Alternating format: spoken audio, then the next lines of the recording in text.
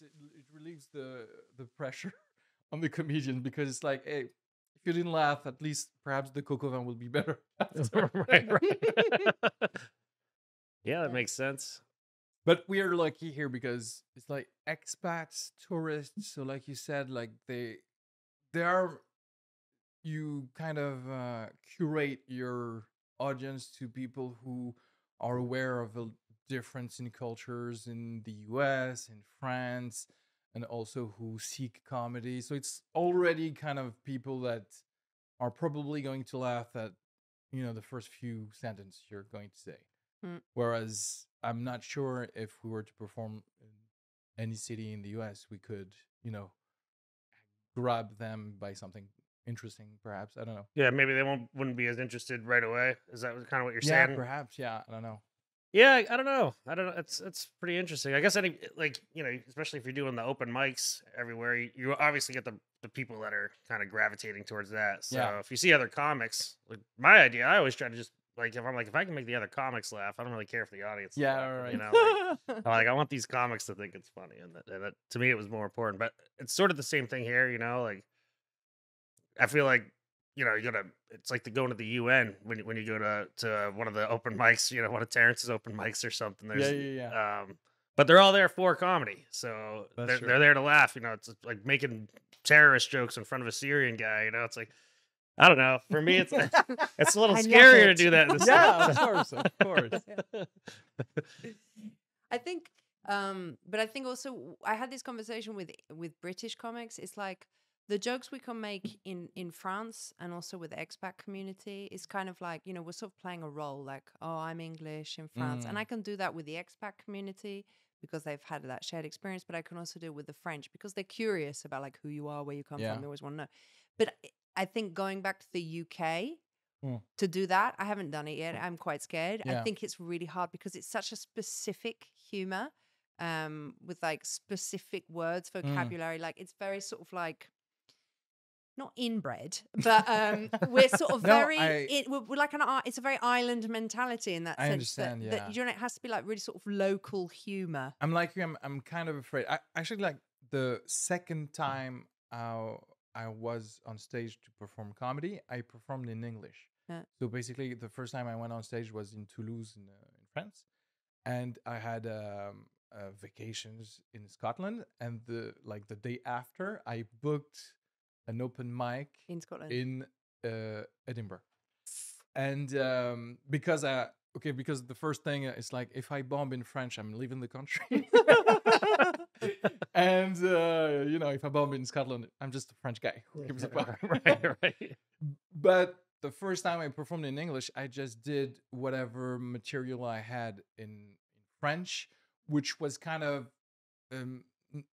about me, but not really about where do I come from or whatever. It's just like about like diets or whatever, stuff like this. So it, kind of worked. I guess for someone who performed for the first time. But since then, you kind of create your comedy with the audience. And like you said, the audience here is international. It wants to know where you're from, etc., to the point where in every European capital, I think I'm okay. But if I go to an English-speaking country, I'm going to be really stressed out, because I'm like, okay, what's the material that I have that can go with people who actually speak in English and don't really get into that, who are you and why are you speaking English to us? You know what I'm saying? It's like, in London, but perhaps I'm stressed for nothing also. I think in London it will be fine because London is the 5th biggest French capital, biggest French city. Like there's just filled with French people. Yeah. But yeah, like if you went to, so did it work in Edinburgh? Did it work? Yeah, I was. That's what I was wondering. Yeah. Yeah. It did actually. Yeah. The people were really nice, etc. Yeah, but I'm guessing all the materials that I've created from then on is kind of tainted by the fact that I'm speaking to only people that are a little bit special. Are they retarded? is that what you're saying? No, it's actually the other way around. Okay. Okay, now I'm going to Scotland to Your talk to retardation will be inbred funny people. everywhere. But it's like because you're basically talking to traveling people or expats. It's like it's weird people. No, in that sense. It's a special like societal class of people, and I'm afraid that Rich jokes bastards, won't. basically. Yeah, Yeah, rich and it's fucking like privileged I'm not, bastards. and I'm not even like talking about will I work on a blue collar audience in Boston or whatever. I'm just saying like the average of average in New York or London. Will that translate a little bit, or would I have to, I guess, throw out everything and just pick and just create some more new stuff? That's what I'm thinking. But I'm I think you'd be fine if you went to New York. I think you'd be great. Those jokes well, you're funny. That's the thing. Like personally, I think that trumps all of it. Even if you don't get the reaction you want, like New York audiences are super sensitive, and the jokes I tell here, if I've told them in New York, it's pin drops. You know what I mean? Like you won't hear a laugh in the Can you room give us an except for me. example? do you feel free then when you're in Paris? You're like, oh my god, this joke I couldn't make. Well, I feel like I feel like I'm gonna do the joke no matter what, because like fuck the audience. That's kind of the way I feel about it wherever I'm doing it. But like, yeah, like I feel like I might get a better laugh here. Yeah, You know, Yeah. where I might not get that in New York, or I might get that out in like the Hicks, up in like rural Maine, or if I'm doing a show in Alaska or something. Like, yeah. I might get some laughs from a but it's hard to pick a typical audience. I think there, Yeah. because depending on where you are, there's a real different mentality. But would you want a special audience? Like, would you? And I'm saying, like, would you want to please everyone? Would you want to have like stadiums laughing at your jokes, or are you like thinking? Because more and more, I'm thinking like I might not be at my fullest and freest, etc. I'm not talking to everyone. Like, probably, I'm not saying I'm racist. But nor classist or anything, but it's like there are things that I don't want to talk about, like I don't know, perhaps things of everyday life or so. And if you are a comedian of that, that's great, because I'm actually a fan as a spectator of it, but as a creator of it, I'm not into that, and therefore I think I might not reach everyone, and that's okay with me. But are you more like, I guess, generalist comedian? I don't know how to. I don't know. I think you've got to do the subjects that you feel. I suppose Yeah, that good. sounds so wanky to say that, but to feel passionate about, right? You've got to talk about things that you're interested in. I think having done it now for 3.5 years, which really isn't that long, but I think sufficient to know that when you go into comedy, you're like, oh my God, yeah, I'm going to talk about this, and I'm going to do that, and I'm going to do that. Yeah. And then you get into it and you're like, that's not actually fucking funny. This is all about you. Get rid of it and try and be more funny. Yeah. And I do feel like I don't say fuck the audiences because I really feel like I want to. No, because a lot of people are like that. They're like, fuck them, they're all cunts. They didn't laugh, so they're stupid. Especially when they bomb. Yeah, When they bomb. like, oh, they were stupid. People are stupid. But I try not to. I always try to, I'm not saying you should, but I always try to be like, it was you, it was your energy, you weren't happy. Do you know what I mean? And I talk about being anti-monarchist, about not believing in God, but I do try to say, like, I'm not judging, even though obviously I am, but I'm not going to publicly judge you. But do you know what I mean? Like, I do, yeah. so I do try to like cater it a little bit to be like, I'm not here to like piss on people, but I do have strong opinions and like, but at the same time, there is that question of, do I want to reveal everything? I've got so many things I could talk about. I've lived like quite an eccentric life, and sometimes I'm like, well, do I make up stuff? But because when all the real stuff is so interesting, but it's like, how much do you want to expose yourself? Because it could be used against you later on. Do you know what I mean? Do you really think so? Like, I never know. I'm quite paranoid, but what did you do in the past? I know, but do you know what I mean? Like, so everything about MI6 when you were Yeah, exactly. No, completely the opposite. But yeah, but that's interesting, because sometimes just being a stand-up comedian is just removing the bullshit out of yourself. It's like, okay, so I've been doing this bit or whatever for a few months, and it's like, that's not really me. That's not what I want to say about this. But sometimes just because it works, you kept it, and you're like, oh my god, I'm just because you choose to be an artist to actually just feel more free, and then you build your own prison with some stuff, and you're like, why am I doing this? Nobody actually asked me to do this, so it's weird. That's true. Oh yeah, it can be confining. Like once you start building a set, and you're getting jokes or getting laughs out of a certain joke that you know is gonna work, and you're like, "Fuck, I hate that joke. Tired of that joke." You know, it's not what I wanted to really convey on stage. Exactly. Yeah. When did you think you were going to do stand-up comedy on the regular? Because you were an audio engineer. Yeah, I worked in TV for like 25 years. I still do that. That's like my main job. But I don't know. I went through a really depressing part of my life. Like broke up with my girlfriend. My dad died. Yeah, a bunch of shit went down, and I was like, I gotta figure something out. And I always wanted to try stand up, so I gave it a go. And like when you get a good reaction the first time, it's got how it is. You sort of build off of that. I think and things were I was in New York. Things were kind of going my way with that. Sort of turned the tide for me, like in my overall life, even if I wasn't, crushing the clubs or whatever, at least I was doing it, and it gave me a different incentive, right? To just wake up every day. Yeah. So what you're saying is stand-up comedy saved your life. Saved my life. It ruined so many others. Yeah, right. But were you already like a funny guy naturally in your circle of friends? People would be like, you should do stand-up, man. Yeah, that was the thing. I was a class clown. Here we go. I was pretty, even if I'm not funny, I've always been pretty affable, so social, drink a lot. That helps. It does help, right?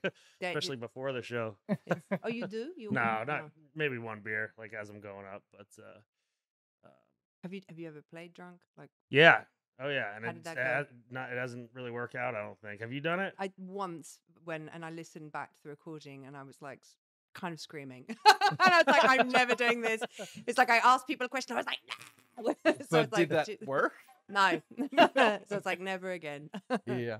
I did that, drunk and also high, because I'm all about like really scientifically experimenting stuff. It's like, okay, I mean, not drunk to the point of, I guess, but even when I'm drunk socially, I'm never out of control. Being high on weed, though, it blanked. It blanked, but I was fine blanking. It's like, I don't know what I was going to tell you, but I'm good. Did you tell them? Yeah, told them. Okay. Yeah.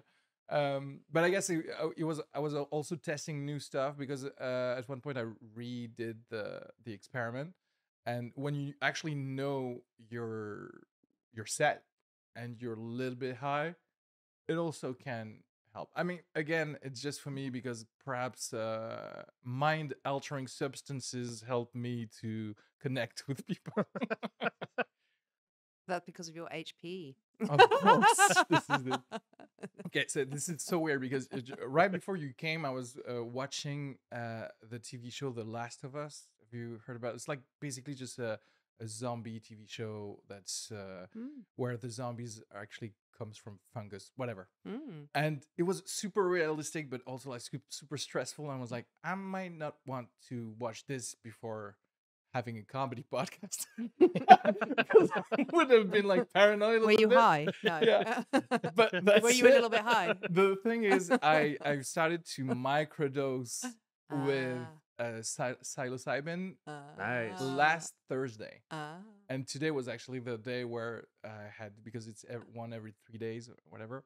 And today I took some early this morning. And I felt like the mushroom that I took told me, because since in the TV show, it's fungus. Yes, since in the TV show it was the fungus was like, they're misrepresenting us. You should stop watching the TV show because fungus are actually lovely people. Your mushroom brothers were communicating. So the mushroom I ate told me not to watch that TV show. I felt like this. That's fucking hysterical. Sounds like it's working. The Yeah, microdosing, right. yeah. Definitely. That's cool. Any other experiences with substances before going on stage, or was that it? Just drunk No, on yeah, something? just I mean, I started very recently, so I'm kind of glad because I read like the memoirs of like George Carlin, of Lenny Bruce, of like all the greats, Yeah. and Steve Martin, and they all got fuckoed. Well, not Steve Martin, but they were like George Carlin was like fucked on coke and Yeah. alcohol Yeah. the whole time. And I was like, God, thank God I did all that before doing stand Yeah. up because I've got it out of my system and I don't need to. Yeah. Do you know what I mean? Like, Yeah. but yeah, But no. you've never tried both of them. What, stand I up become and the like a drugs? pusher. I'm like, listen, I can sell you a gram right now.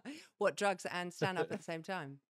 I'm Both of pretty what? sure if you're a dealer, I mean, I guess if you're a weed dealer and a stand-up comedian, that should go really well for you, right? Because here in France, it's still, forbidden. But I dated dealers, so I Yeah. don't think it's that easy a job. no, but I wouldn't want to risk it. you would have to only sell yeah, to right. other stand-up comedians. Then it's good, It's fine, Yeah. yeah. But I feel that would like confuse the rapport. It would like make relationships a bit tense. You know I think what I mean? you'd have more stage time. Yeah. Like, I get Maybe. the spot, right? Yeah. Right. Maybe. How about you, Joëlle? Um, When did you think, okay, I'm going to stop doing whatever I'm doing To do stand up? to do stand-up? But I guess to do stand-up again, like on the regular, because some people do stand-up sometimes. It's an accident the first few times and they stop doing it. But the commitment of saying to yourself, okay, let's go a little further on that. Was there a defining moment, or was that just It's funny because I've been trying to write for like a year a sketch on this, but it's very difficult to make it funny why you decided to do stand up. But I always wanted to do it. Such an angler. I've always wanted to do. I just always. really? So you I've always wanted to. so what was it like? You were watching like Ricky Gervais or something, and you're like, They're not oh, much this younger. should maybe. Much younger. When I was young, I was watching Joe Brand. I was watching Ruby Oh. Wax. I was watching like Alan Partridge. These like very essential like Yeah. English comedians. I grew up with the television. The television raised me. So Yeah. the comedians through it were like, I just loved comedy. I was watching comedy all the time. And so obviously I always want to do that, but I never managed to make the mix between like, oh, I could do that. You know what I mean? Like this, like enjoying it and knowing that you could learn to do that, because I thought for many, many years that stand up was like literally just somebody going on stage and talking without having never prepared it. Okay. And I was like, oh, I can't do that. Oh, yeah. And so I was like, would get drunk, have blackouts, like aggress people on the streets, be like, ah, trying to make jokes. And Like I would a keep doing that. regular British. Like a regular British person. You're acting like yourself. Yeah, but it was because I'd given up smoking, right? And so when you give up smoking, you're Oh. just drowning yourself with alcohol because you got nothing else to put in your mouth. So that Oh. was the problem. So I went back to smoking and decided I got to do something. And it was my 36th birthday, drunk again. I was like putting me and my friends in like difficult situation by stopping random men in the street, talking in Arabic because I speak different languages. So I would like nah to people. And I was like, this is bullshit. And so I looked the next day for like a theater school or something. And I found this school that did only stand up. And I was like, that's it. And so I enrolled in stand up school. You did it yourself. What? Yeah, I would have loved like your friends Loads of- signing you up. No. Listen, you drink too much. No. Don't do stand-up No. Like but an intervention. It's Yeah. like, yeah. a lot of friends said to me, you should do stand up. Yeah. A lot of friends said that to me and like trying to encourage me, but I was too scared. And I was like, I have to learn it. I can't So you go were on always there. funny too. That's what I was gonna ask you. Like you. Yeah, I made people laugh with like tragic stories or like my failures or stuff. Like, yeah, I did. Sometimes I wasn't funny, but sometimes I was.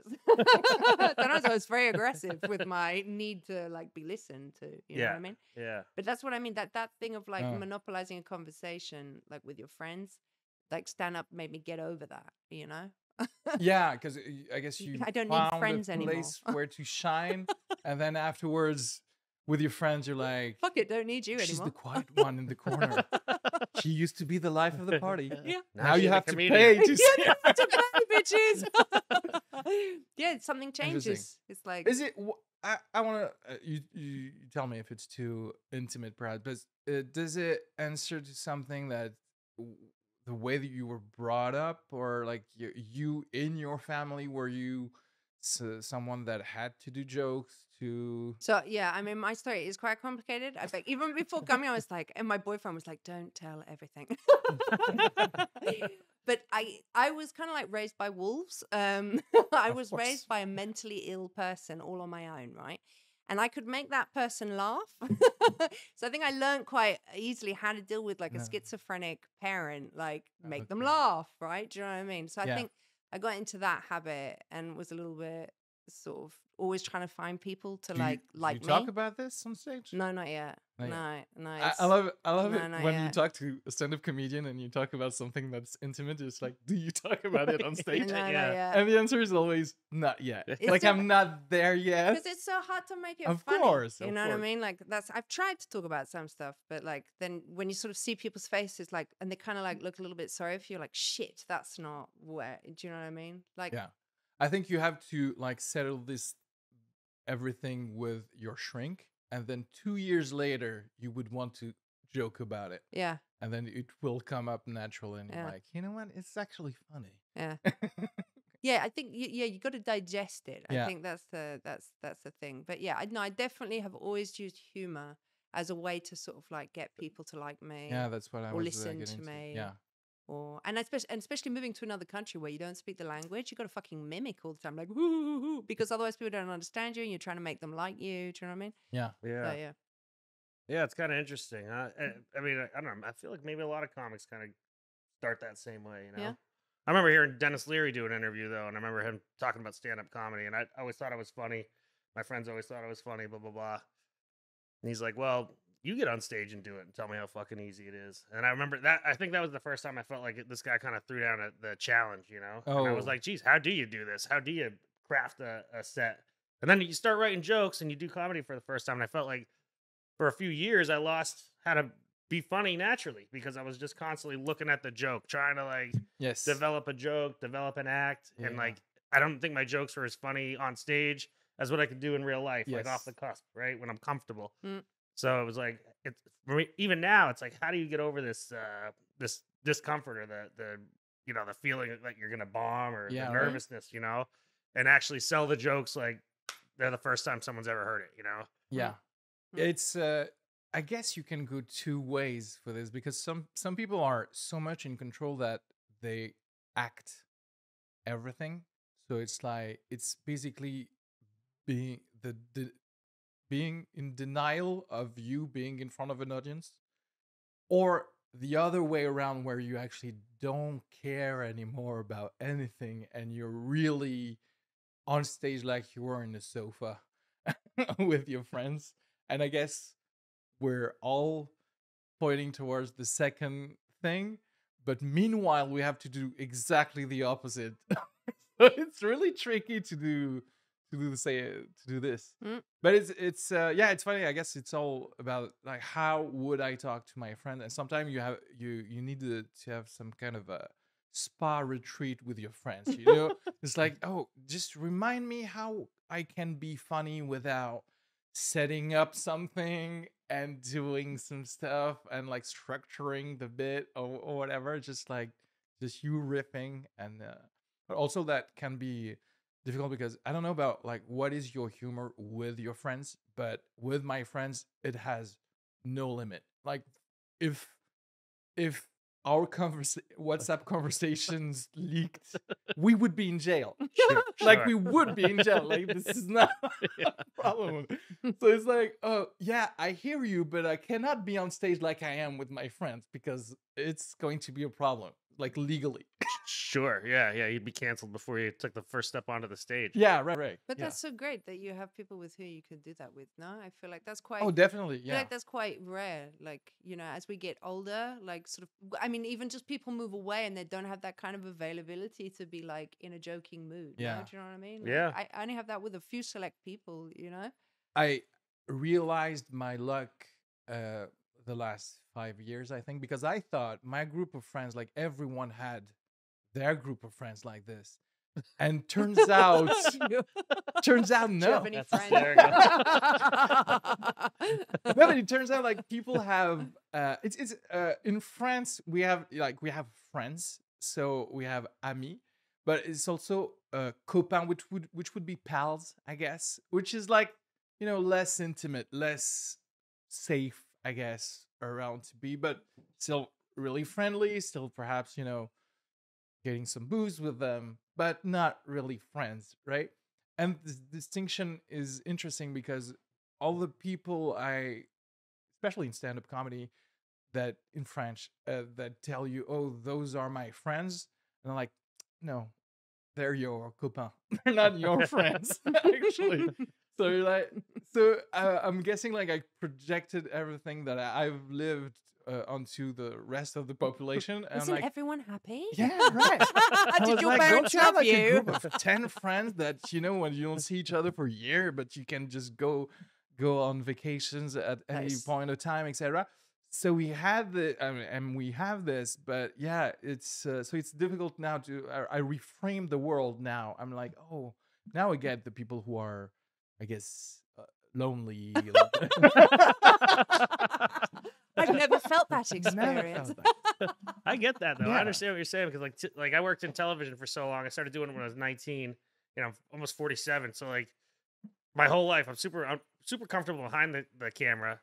The crews behind these cameras, like, I mean, when we were working on The Apprentice, like all we were doing was making Trump jokes. All we were doing is, I mean, filthy stuff too. Is like as raunchy as it gets. There's like some of these crews can be really, really foul and say anything that's wrong. They're gonna say worse, right? Worse. So it is funny once you expand outside of that and you start meeting even like the comedy scene here. Like I can kind of joke around with some people, but I'm not letting loose like I would be like with a bunch of guys that I was working with in some jungle in Survivor. You know what I mean? Yeah. Talking about what the contestants are wearing or not wearing, or you know what I mean? Like, so it does change the dynamic, I think. But if you could get people to sort of get into like audiences to fall into that sort of level where you seem so comfortable that they'll laugh at it, even if the jokes are kind of wrong and they can recognize that it's a joke, then it's success, right? Yeah. Basically, it's like if you were at a party and you were already with your friends, and the audience is just the peripheral people that you want to get into the joke. But in my mind, it would always start by, no, you have to listen because I'm not saying Nazis are. No. I find every time I talk to stand-up community, the family dynamics are a little bit Shit. not shit, but it explains why the you need think for attention. Yeah. Not especially, by the way, the need for attention, but sometimes the need to make jokes. Also because like I have friends in the comedy scene where like they relieved the tension because there was some tension at home, so they were the kid that was here to make the peace, in the family. So it's interesting that, I mean, there's that, but there's also like, daddy didn't watch me enough or whatever. So I think my upbringing is pretty normal, really. I mean, my dad was married 3 times. My mom was married 4 times. I got classic American. Yeah, brothers. Brothers from I'm the middle of 7, but there's only 3 of us that were raised together, in my trailer with my mom. So a very typical American, family. Yeah, right? Yeah. Of course. Yeah, it was fucked up. But yeah, you make jokes about it. I don't know. Yeah. Even when things weren't quite so crazy though. Like, I don't know. My dad and he was always a funny dude. I don't know. I guess I just kind of, and my mother had a really sick sense of humor. She was an ER nurse. Oh. And she'd come back and tell us like what was going on, with some of the stuff that happened in the hospital, and like ER nurses can get, pretty dark with it all. So so you already have like your limit really. Yeah, there's not much of one. So plus I think the generation too that I was in, like, in the 70s and 80s growing up, or 90s, just a lot of what you could say back then you can't say now. So then I was started to try to do comedy and try to do it anyway. And it really is a learning experience as to like what people can really take and what's acceptable, even though I still try to cross those limits most of the time. Yeah, of course. But what age did you start then? I started doing comedy in 2000, I think 2013 or 14. So 8 or 9 years ago. So 47, So 38, 38. Okay, yeah. right. Okay, so So, you started late also. yeah. I wish I'd have done it earlier. It was something I always wanted to do kind of before. And I just needed like, my father to die and this chick to ruin my life for me to really jump into it. To be able to have that. I that. think you summed up whatever because I think every 30 something 40 something comedian that are, I guess, within their first 10 years is always thinking I should have started sooner. But like without those life experiences, like I know, I mean, I didn't have especially extreme life experiences, but I'm thinking like at 25 I didn't have anything to say, so I'm glad I actually started later. When you talk to comedians and and they're like describing the perfect family, then you know there's really something fucked up. Yeah. It's just like, well, that doesn't add up. Yeah. Like, this guy's not only a comedian, but maybe a serial killer. There's going to be a fucking real problem there. Yeah, exactly. But I don't know anyone that has. I mean, like, I don't know anyone that has a really happy family without any fucked up dynamics. I don't know. Yeah. Do you? I mean, I don't know. All those things about families, like to me, even 5 years ago, I would have said, "Oh, this is not. This is too cliche." Like even in movies, like okay, so people have problems with their parents, and it's like okay, we've seen this, nobody cares, etc. And again, it's like I'm just maturing now. Right now, I'm just saying, "Oh, I see how you can have problems." With your parents and your families, etc. And the traumas that you didn't think were traumas are actually traumas, etc. What sometimes a crowd and an audience can look for is actually people like stand-up comedians tell them, that we've all lived, it's actually fucked up, and it's kind of a relief and a laugh at the same time for people. But that's why I want to go back to some French stand-up comedian who are just saying this, and it's just like being a shrink on stage, without a joke. And like, oh, and people are like, oh, this is great, yeah, but it should have been a joke. Yeah. Right. Kind of missing the art form yes. Here. It becomes like a TEDx or whatever. But more and more now in France. But this is what we were saying earlier. Like I feel like as the orality of like me is opening up more and more in France. I feel like this whole like telling your life story and stuff, and sometimes it's so banal. Like there's stuff on Netflix for sure, like specials with people like talking about their parents and like their parents' dynamics, and it's like, oh, I'm so sorry your parents loved you. Like right. I'm so sorry you had a home with two parents. That must have been really hard for you. But I feel like that's more and more in France, we're like more and more being like that. That wasn't, that was kind of even a joke about the American people. It's the sentences of American people always start by, I feel like. Yeah, sure. I a lot of feelings. experienced that or whatever. And in France, if you start a sentence like this, you're dismissed. Like, just shut up. We got stuff to do. We don't have time for your feelings about things. But it's interesting because I always thought like, and then that's kind of like superiority on my behalf. I was like, you have to have like had a really fucked up childhood to be good in comedy. I always thought that, and that's like very mean if you haven't, right? But I thought it like went hand in hand. For me, it was like obvious. But then you look at people like Eliza Schlesinger or Nikki Glaser, like they bring their parents into their shows all the time. They're like doing documentaries. So they've obviously like got very nice, and these are like fucking brilliant comedians. Yeah. Do you know what I mean? So obviously it's not true.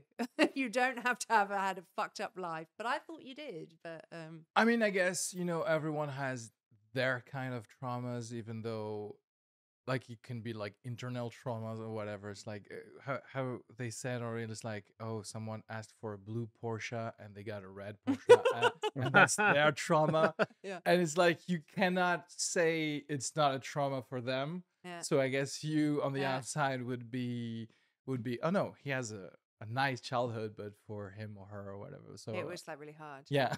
But can I just say that's something like I had a conversation the other day with like some like student actors, and this one guy he's like 30 years old, he's still living with his parents, he gets government money and he's doing his acting school, and he's like, I don't see the point of moving out. Like, if I'm not in a couple, like, I have everything I need. And I'm like, this is so France. fucking French. And the other guy who was on the table, Get an extra spot. the other guy who was on the I'll other table, move he was in. like, you're so lucky because my mother kicked me out at 25. But luckily I negotiated that she let me time before I bought my apartment. I was like, you got kicked out to buy an apartment? That's insane. Do you know what I mean? Like, they are so helped in this country. Like, you're allowed to stay for such a long time But with your parents. also, I want to say, usually in France, anything that has to do with the arts, it's always going to be people with privilege. Like, I mean, I guess Sure. perhaps it's going to be the same thing, perhaps in the US, but or everywhere. But because usually when you have poor parents, they tell you, listen, you have to make money. Yeah, don't go to the But museum. Go to work. They're not telling you have to like set yourself free and just like figure out. Yeah, we don't have the money for you to figure things out. You're going to be an engineer or a doctor. But that is true that in France, if you want to be an artist, it's still really great. It's amazing. Yeah. When I hear Intermittent de Spectacle, it's like a whole system here where you can get government money, like a regular income for being an artist. You just have to do like a certain amount of shows a year, right? It's incredible, right? And you get a minimum salary. And like when I hear them complaining, like with childcare and this, I'm like, can you imagine like in the UK where artists have to like do all that plus work? Yeah, plus another job. Yeah. So we are very lucky in France. We really are. True. Vive la France. Yeah, they're not really helping any of that shit out. I don't think in the States. I mean, I guess maybe if you win some sort of scholarship to school or something, like that's probably the only way you could do something like Yeah, that. you got to pay But for fucking everything. for everything, you got you to know? order, promote everything. You got to pay for everything. and that's why there's a million. I say kids now, but all these people that are living till they're 35 with their parents too. You know what I mean? Like to try to just because of the economic system is like such garbage over there. Yeah, right. You know? Because their parents could like buy a house for like I don't know $2,000, and now you're gonna save for 30, and you're gonna buy like a studio apartment. Yeah, I mean, that seemed like it would be torture to me. I couldn't wait to leave. I left at 17. I never looked back, I mean, I'm homeless. I live in my fucking Jeep. But still, it's better than living with my mom, Yeah. So, How did you get into like because you were 19 when you started to do jobs with for the TV? they did a TV show in my home state, and I was home working at a construction job in between semesters at school. Yeah. And my buddy that I went to college with, he's like, hey, man, they got an opening at this thing. It was like I don't know if you guys know the show The Real World. Yeah. Of course. They did a Disney version of that for kids at summer camp, and they called it Bug Juice. And like I'd spent a lot of time outdoors, like hiking and that sort of thing. So they're like, "Could you come do this?" And basically, like I was like their Sherpa. I would hike shit up the mountains for them, set up the tents, give the batteries and tapes to all the camera guys, and kind of broke into the TV world that way. It just happened to be at the beginning of the whole reality TV. Boom. Yeah. Yeah. And then like I didn't even finish college, and like my friends from that show were going to work on shows like Survivor and stuff like that. So I just kind of rode that wave for a long time. And I think in a weird way, as fun as it was, and I got an awesome sort of like, education out of that because I got to travel all over the world, and I was making like crazy good money for a broke kid from a trailer park. You know what I mean? Yeah. It kind of did maybe take me away from like doing what I would have maybe like comedy. I think maybe I would have got into it a little bit earlier had I not had like a kind of awesome job already, Yeah, if And you'd then had like a home where your parents would like, what would you like to do, honey? But seriously, like, do you know what I mean? Like if there was that kind of space, would you like to go to theatre school? yeah, We maybe. can help you. So it was just it's weird how it all kind of shook out, but so whatever, got into it late, but I'm glad I'm doing it even because I feel like at least I'm trying to. Even if I'm unsuccessful and I can more make audiences cringe more than laugh, like at least like I'm out there doing it. Yeah, so I'm making myself laugh, or like one comic in the back of the room. I'm like, that works. But at least you tried. Like for me, that was the most important thing. I'm not gonna die being like, oh, I wish I'd tried. Yeah. And I think that's it. When I've been working since I was 14 years old. Like when you're working all the time and like you're like, finally I'm making my own money, like I'm independent, like that's the most important thing, right? It's like where you're gonna sleep, where you're gonna live, like, and so you don't like everything for me, acting and all that was so superficial. Like I was like, oh, only fancy people can do that, right? Because you'd have to go to one of those like posh like acting schools, and like they'd like how do you get into that world? Like when I came to Paris, I tried modeling, right? They were like, "You've got a fucking Jewish nose. Did someone break it?" Like it was horrible. But I did try a little bit to get into something like that, and I was just like, "Nah, this is not working." Do you know But what I mean? you did try. Modeling, I didn't know about I mean, anything else. Yeah, but it means that like you went for it though. Yeah.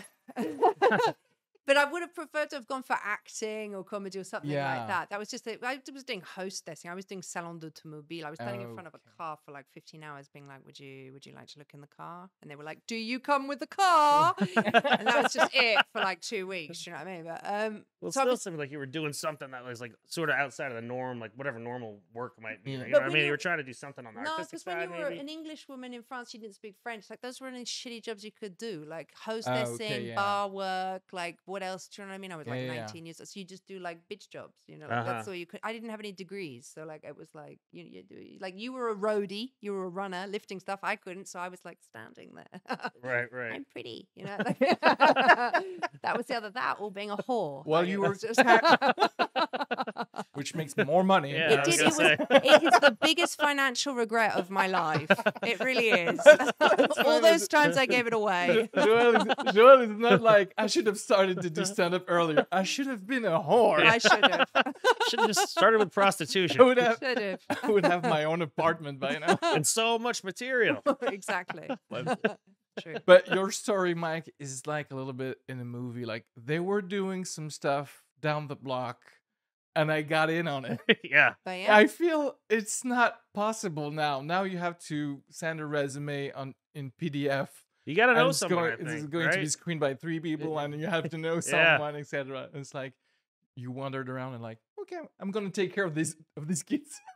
But I knew it. I knew it right away when I got the job, because my dad's like, "Geez, you got a really good construction job right now," and I just passed the drug test, which I was like, "All right, cool." I wasn't sure that was gonna happen.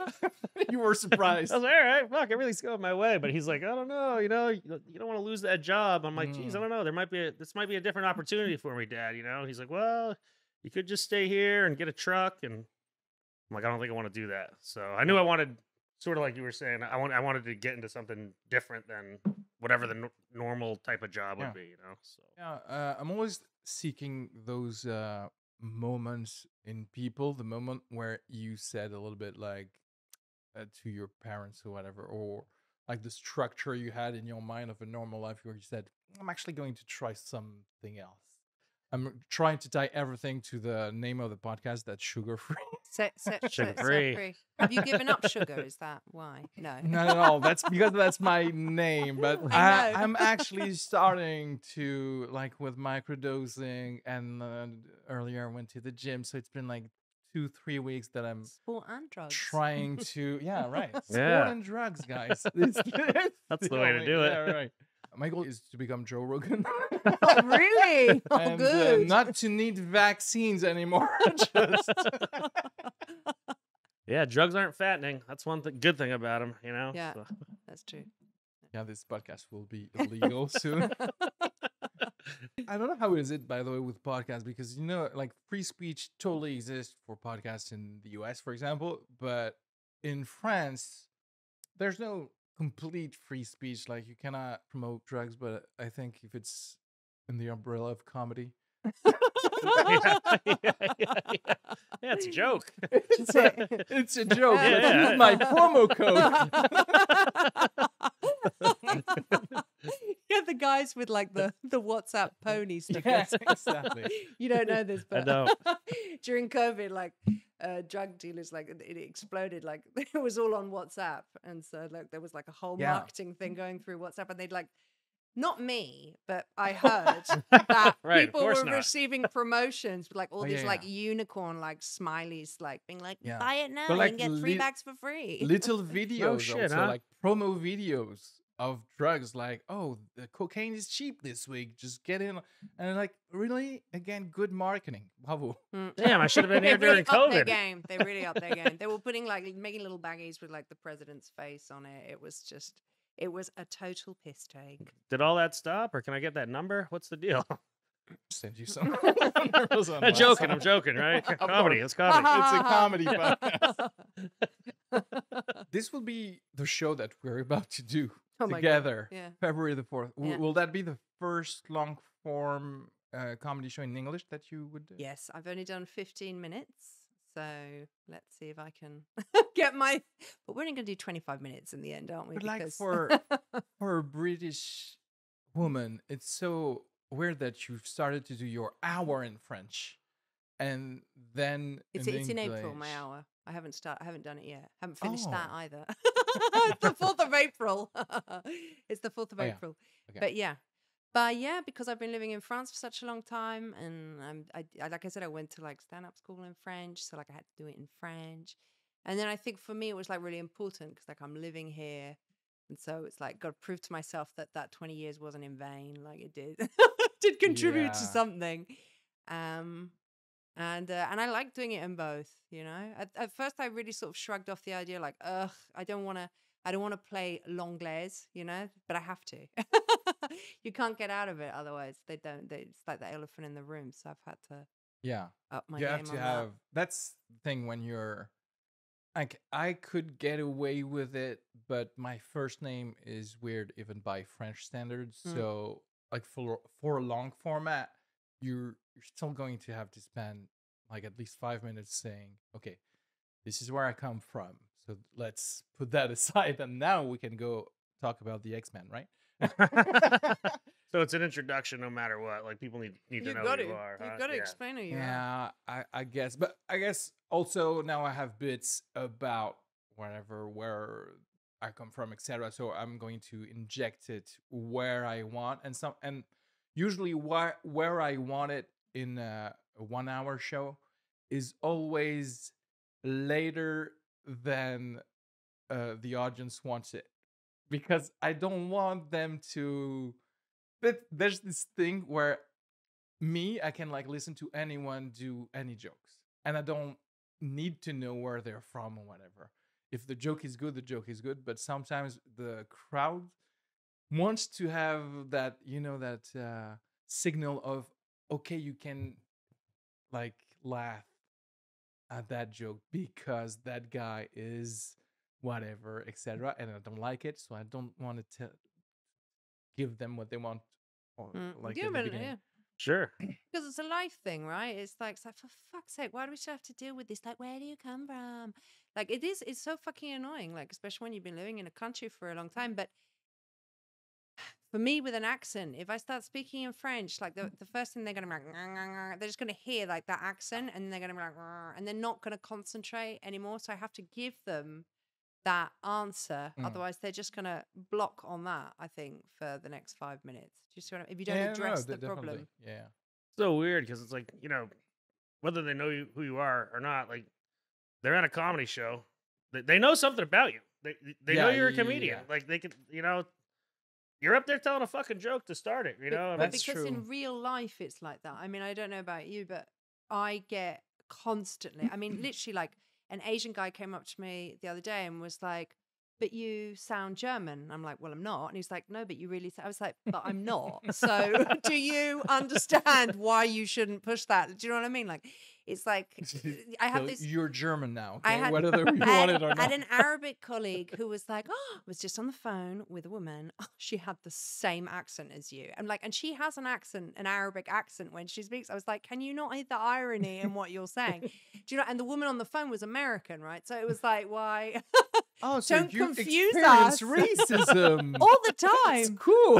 All the time. Finally, the Brits have it. But seriously, but no one realizes it, and I sound so like facetious to complain about this. I went for a meeting once with my colleague who is Kabyle, and we met this French woman, and she was like, oh, you have. It was like a very formal meeting, and the French woman was like, oh, you have such a lovely accent. Where does it come from? And I go, I'm English. And she's like, oh, we can't fucking stand the English with their fucking Brexit. And she lost it. And my colleague, she was Kabyle, she was like, oh my God, I never thought they did this to English. Do you know what I mean? We don't realize. They do the same with the Germans. With the Germans, they get insults, they get called Nazis all the time. We don't realize that it's like, if you're white, like it's okay to mock you. Do you know what I mean? But yeah. Yeah, It's seen as like fraternity. yeah. I guess we don't expect that white on white violence. It is white on white violence, Like, man. wow, they hate even white people between them. Wow, that's weird. Yeah, you That's can funny. get away with not talking about like your accent, your name, or whatever when you're doing like 10-minute bits, 10-minute sets, etc. But every time it's kind of long form, or every time if you're set, even if it's short set, if you are going to talk about countries, people they want to know that they're safe to laugh before they Sure. laugh. The English scene, it's woker than the French scene, but also since the English scene, there's a lot of international, like they come from everywhere. Usually, you can get away by not saying where you're from and just get right into the joke. But when you're in front of French people, it's like, okay, if we're going to spend more than 11 minutes with you, we need to know what's that accent, why are you black if you're black, whatever. And like we want to know What the hell are you doing? Yeah, What's your right. story? Like, that's interesting, huh? Yeah, I so never it's even like thought of that. 5 minutes less of stage time like, or at least like it's kind of obligatory to have your set about Your theme, who you are. yeah right. But even like in the UK, they still have to do that, right? Like it's like called the newcomer set. You know, it's like you have to say who who you are, what justifies you to do comedy, like Yeah. what's your singular particular. Like they always have to. Their first show is always a little bit like who they are. Yeah. Then they get to do the funny stuff Yeah. the next time. That's you know? true. Yeah.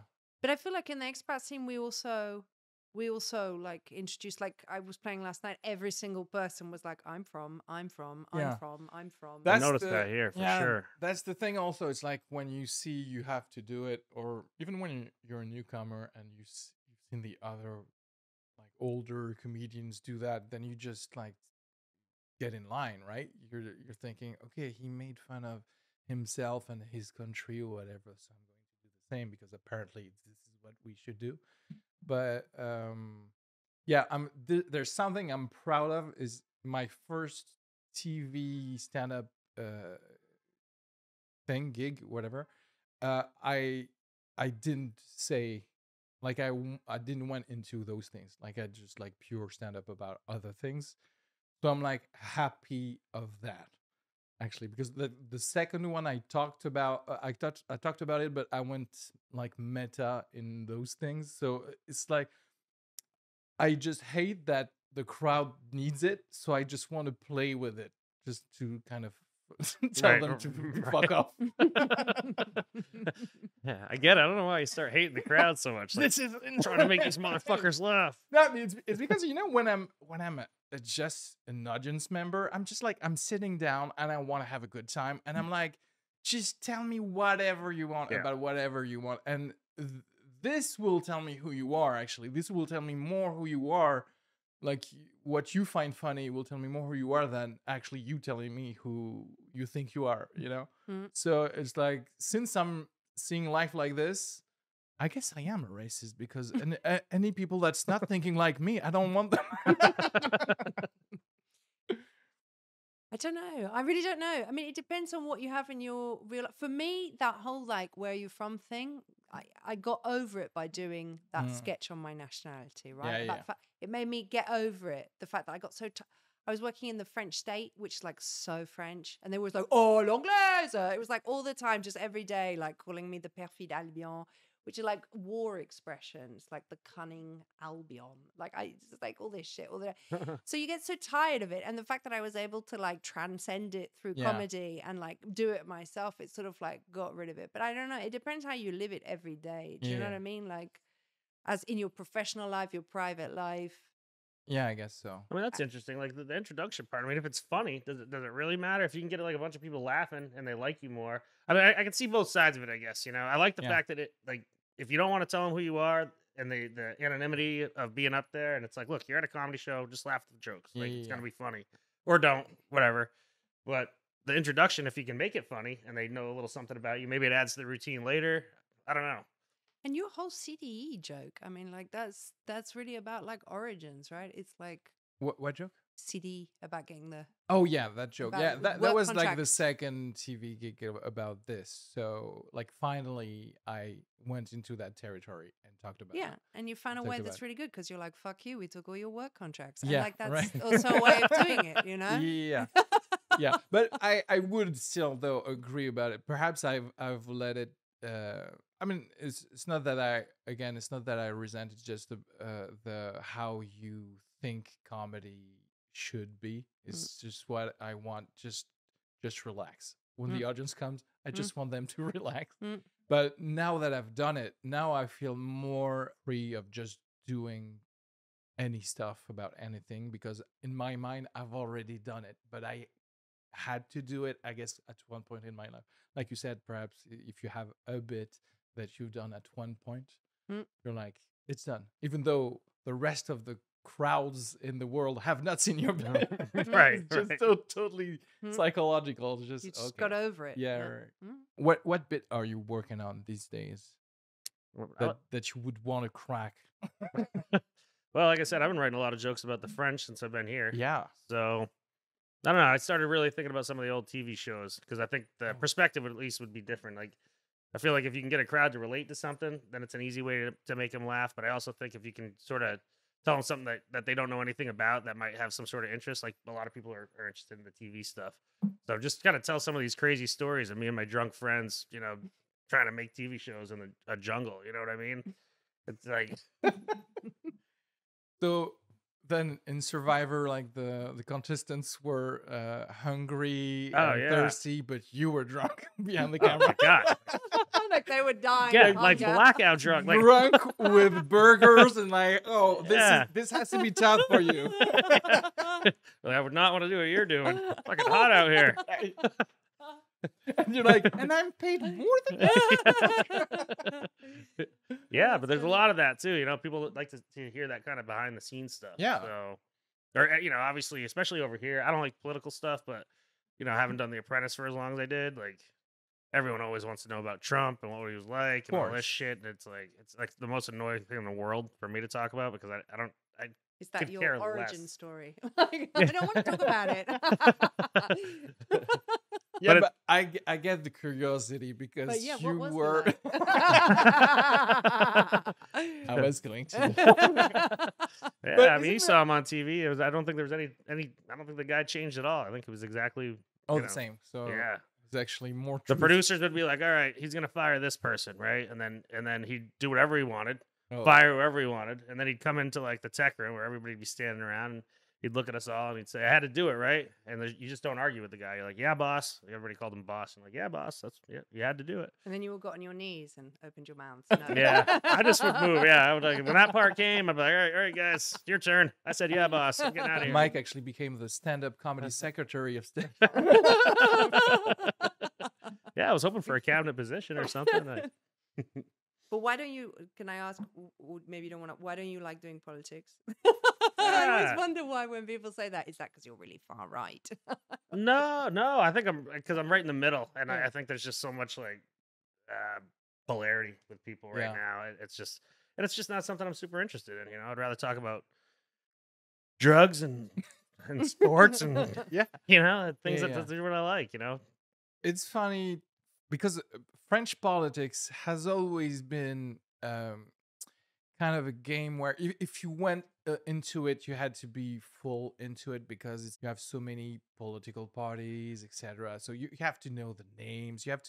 It's kind of tricky, but for US politics, it's like, it's just two sides. Yeah. So you can just do like a joke on one side and a joke on the other side.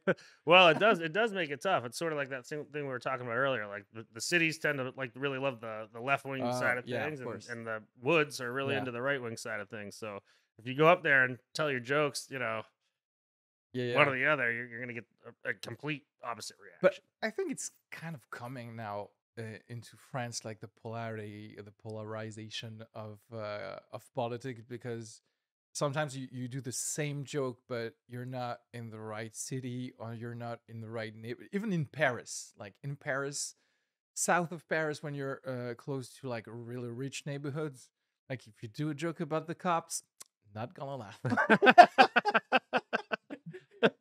And when you're in Barbès, you do a joke about the cops and you're killing it. And you're like, woo. And it's so funny. It's like you wanna give yourself some credits or like, listen, guys, it's actually a good joke. So, so you're being Other people stubborn laugh. by not laughing about it. Yeah. Yeah. No, I played once in front of like a bunch of like men who were over 60 and white with like very attractive young women, like in a fancy bar, and like that did not go well. But that was also weird. I think it was my energy also, because I went in there and be like, God, they're so bourgeois. I don't know if I want to do this. Yeah. And I think I projected it, and it didn't go very well. Because I don't know, and that's at Yeah, that sometimes point I your was like, own projection can fuck you up a bit. yeah, and I just thought about it. I was like, Jesus, you got to make jokes for everyone. Yeah. You do. Like, as someone said to me once, like, careful, because you don't want like right wing people in your shows. I was like, why not? If they pay, Yeah, why right, would I not? exactly. Yeah, Why would I You're not taking want- their money. Why would I not want? If they Exactly. laugh at what I say and give me money, why would I not? Do you know what I mean? Like, I'm not gonna be at the door, be like, no fascists allowed, because I wouldn't be able to distinguish who they were. So, do you know what I mean? Like, Yeah, no, definitely. Yeah, me, I would want to have everyone, like every class of citizen in the room. But the thing is they have to at least understand you, basically, like whatever references you have in your set, etc. So it's about also culture, because I just realized when I'm too much into the English stand-up scene, I'm actually weirdly more relaxed on whatever I'm bringing up on stage, because I have an American culture, like TV shows and movies. I just have that culture. So I might even like talk about, I don't know, Tom Brady, just to have like a tag in a joke. Things that I cannot, not that I can't do this in France. It's just that I cannot bring those references in my French stand-up. Oh, sure. So I have to think about, okay, what would translate? And sometimes it just doesn't. You just don't find the right person to actually say this. And it's like, oh, so I guess I have to live that bit just in English. I will not have that material translate in French. That's already, but sometimes when you go to, hipster crowds, comedy scene, and you're like, and you give them a US cultural reference and they get it, and you're like, oh, okay, you're my crowd, actually. Yeah. But it's weird, because when they're your crowd, you would want them always. You know what I'm saying? It's like, oh, they get me totally, and they will get whatever joke I'm going to make. So let's not bring in the 60-year-old white man, or let's not bring whatever else demographic that's not this, because those people actually understand it. So this is the thing. Is like, oh, it's so much smoother with these people, but also at one point you're gonna have to talk to the whole France in general. Yeah, right. At you, Yeah. Have you guys ever like been in a situation where like maybe you're talking about something political, and like, let's say the entire room's laughing except for one table, or the entire room's quiet and one table is laughing, and like, is there anything you do to change up your set at that time, or I don't know if I'm even at that stage, to be honest, because it's happened to me. I'm not going to say who, but it's happened to me that I was in the public and that the comedian asked why I wasn't laughing. And I felt like no one was laughing in the crowd, but I was singled out. And then I was asked afterwards, why didn't you laugh at my jokes? And I was like, well, because like, everything's like, I feel like I'm... Wait, a comedian asked you being a comedian by then? No, I was just in the public. I was already doing stand-up, but they didn't know me, right? And so they asked me in the middle of a show, why aren't you laughing? And I was like, I feel like no one is laughing. Why are you doing this to me? And then came up and asked me afterwards. So like, I don't have that kind of audacity to like I mean, sometimes I'll say something like, "Oh, I just got my nationality." They start clapping, so I'll make a joke, being like, this guy didn't clap," but I can understand. I'm also exhausted by myself. You know what I mean? Like, so tired. Yeah, but you have like a fake But interaction. but I That's would, always. But yeah. the guy who said this, like shooting yourself in the foot, is like, why aren't you laughing? Because obviously it was not funny. But trying to blend in. But some people are so sure of themselves. Do you know what I mean? That like for them, maybe it's like, oh, how could you, like, what the fuck's wrong with you, right? How dare you not laugh at this joke? But if people don't laugh or whatever, like I wouldn't be like, why aren't? Do you know what I mean? Like Right. I just sort of be like, oh well, and then I mean, I'm used to shame. I don't know about you, like with the blackouts, how, you know, bad childhood. I think so. Yeah. I'm so used to like being poor. I'm so used to shame and being I would love, like, humiliated. seeing your They're face. like, I don't know about you, used to but shame, right? I'm guessing you knew something about this. Like I don't, you know, I don't cry with shame. I'm just like used to it. So it's like, oh well, I I wear it failed like a badge of again. honor. The only thing I'm proud of is my shame. Yeah, I go home and lapidate myself. You know what I mean? I don't blame. I don't like to be that cunt that says, you know, the audience wasn't good tonight. I just don't want to be like that. Sure. You know what I mean? No, I agree, and I agree with that too. Like I know I was saying fuck the audience earlier, but Yeah. but Backtrack. Also Backtrack. sometimes that's their fault. But no, I hear you. I think now I've been in those situations. N- Now I'm just a better reader of crowds. So now I just pay. I've always paid attention, even when it was just the MC and perhaps like the first comedians. So it's like I'm watching them and I'm figuring out what's the vibe. So then I'll know to spend more time with those jokes than those jokes. But usually I can test the waters a little bit at the beginning. Like last time I was at the French show, I had the vibe that it was going to be really woke. Okay. So I had some jokes and some new material that, you know, I'm always, I think, liked by the woke people, but when you're sorting out bits or whatever, you can never know with those crowds, because at one point they'll be like, and they're more likely to actually not like whatever you're doing after you kind of trespassed. sure, yeah, sure. Thing.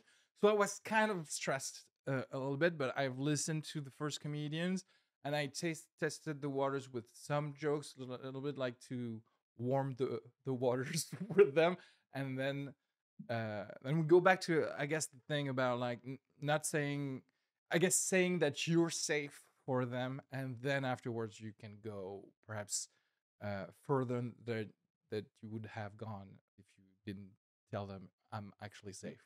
I feel like we don't really understand what woke means in France. I feel like often we take these like American concepts and we just adopt them very quickly without having necessarily like Exactly. the reading behind it, or like knowing like history, just basic history.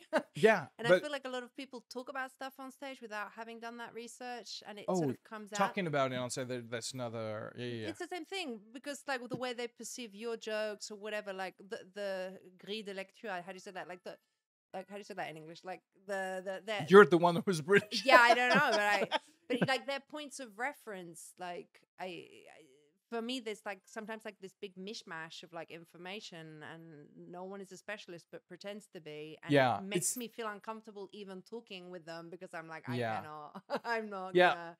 In France, journalists have like copied the woke academics in the US, so we don't have actually the real colleges that created any like political stance on being like more open and talking about discriminatory things in the system, etc. We just like wanted, okay, oh, Beyonce said that, so I guess we should say that.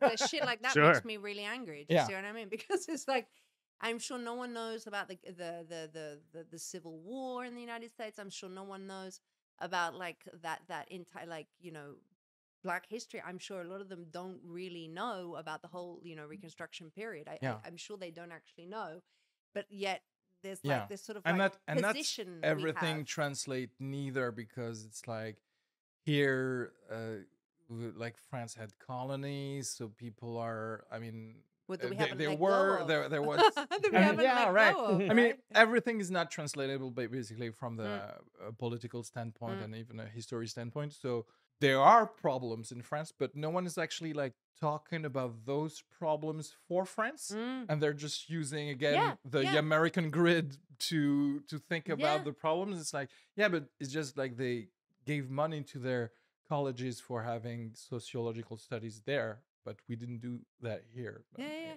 Yeah, it's like how we treat refugees in this country. It's like how we treat like young people in the suburbs. Do you know what I mean? Like, but then like we're like Yeah. really like strong about a particular opinion about something that's not even happening in this country. Do you know what I mean? Like, Yeah.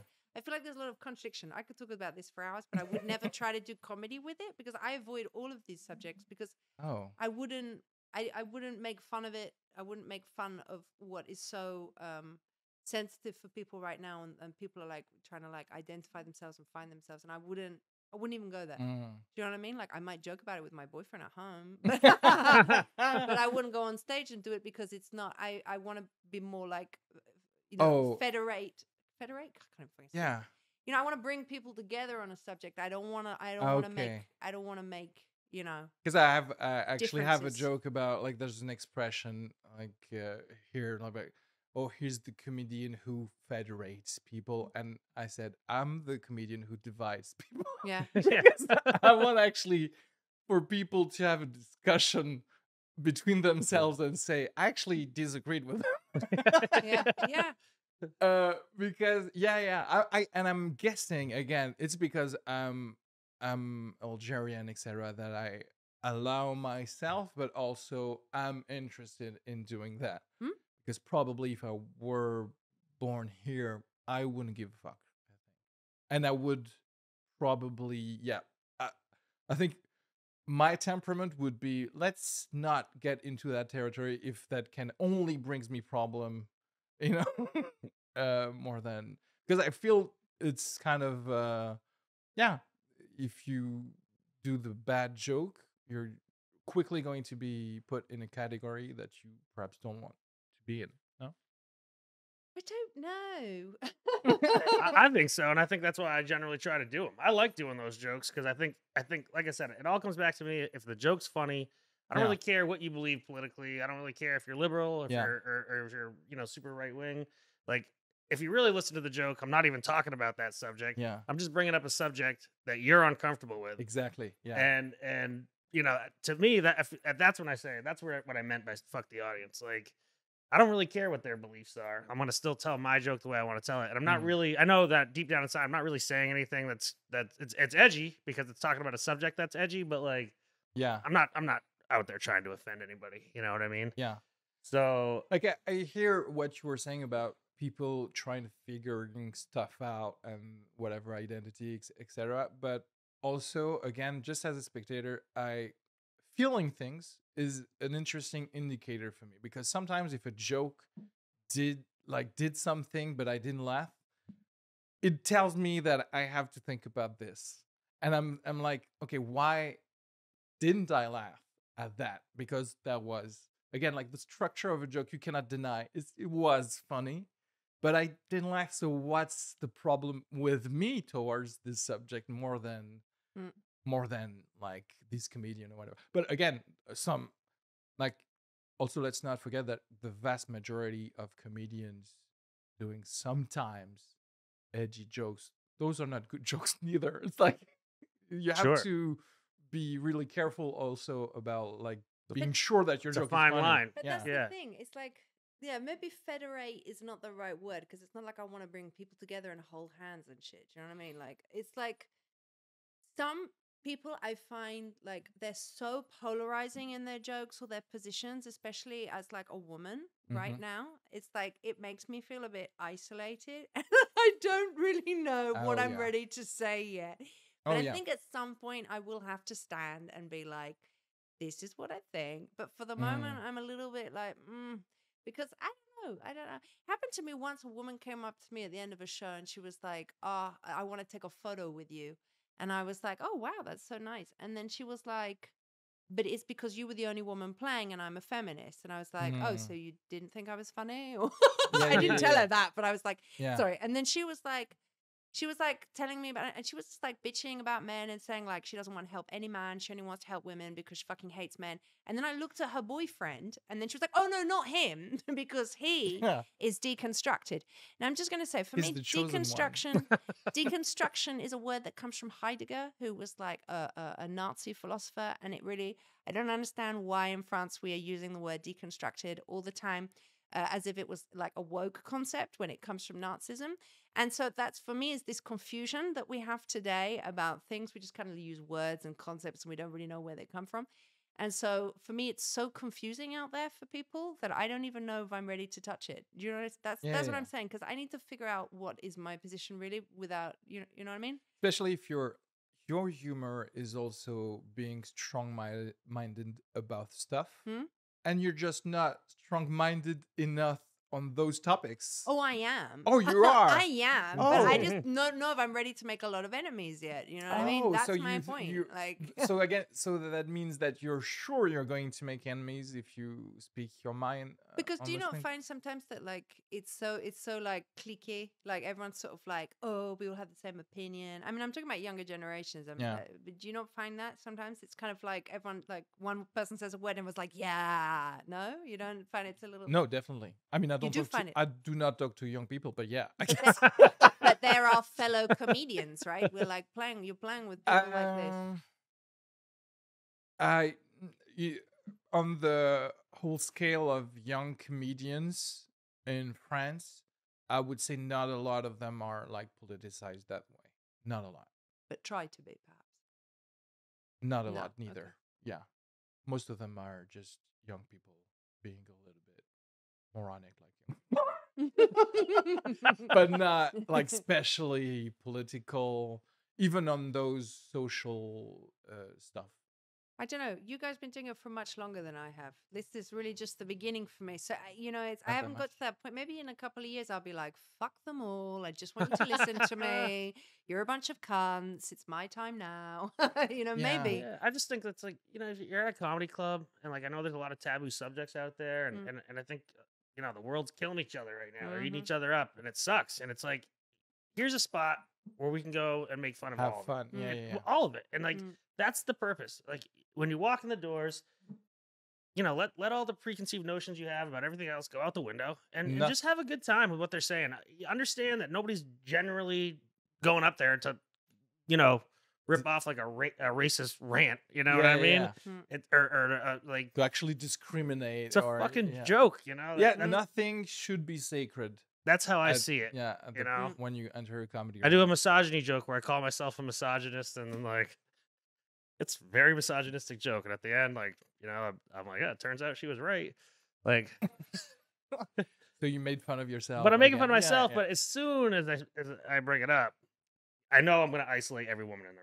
I understand that, but it's just like, look, throw everything out the window and have a good time and take it for the joke that it is. And if you really listen to the punchline, you'll realize. I'm shitting on myself at the end, not anybody else. Yeah. But those kind of jokes that I love in general because it's a way to test the crowd. But I know I'm gonna get like everyone's tensed, and then you shit on yourself at the end or whatever is the punchline. That's actually he's actually a good guy, etc. And you're like, yeah, but some of you did not want to wait the 30 seconds for that for that punchline, and that is a problem. I just feel like for me it's always been, you go to the comedy club, people are gonna say outrageous things whether I like it or not. Just have fun with it, enjoy it for what it is. It's their perspective, and I generally think if you're a good comic, you're not actually out there to offend anybody. The joke may be offensive, but and you know what, if you're a bad comic, like, okay, then I've seen a bad comic. Sure. I mean, people forget even the names of the people that they loved. That they like, like the bad comics, no one cares. He or she won't go back on stage. Right. Let's all forget about them. And that's it, right? I got a good misogynist joke. But it's like, but I do quite like it. I didn't tell it. My father, That's good. That's you. My That's doing father it. told me it. He's like, oh, I'm not a misogynist. I just believe in the BBC. Them bitches be crazy. Okay. Yeah. Yeah, there we go. But it's a joke. I'm sure your dad doesn't really think that. Or maybe he does. I don't know about your father. Probably hang out with him. Yeah, he's American. All right. Yeah. He sounds cool. Anything to plug? Just our show Our on show? February the 4th Yeah. at 8 p.m. at La Pomme d'Ève, Yes. Eve's Apple. And I'm going to be opening up a brand new English comedy show at Dango's Comedy Club. Oh, The one you're playing. The place is called Dango's Comedy Club. The comedy club is it's ephemeral. It's it's the name of the club, but it's it's in a bar called La Panthère Ose.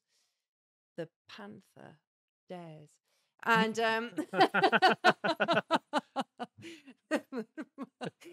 and that's February 21st. It's going to be the brand new English comedy night that I'm going to be hosting. You're going to be playing. There's going to be amazing comedians coming. Going to be once a month from the beginning. Yeah. And then you're gonna and then I got step up those numbers. And then I got my one woman show in April in French. Where are you performing that? Théâtre Le Bout in Pigalle. I'm a whore. No. All the links in the description. Mike, do you have something to plug except like Alaska?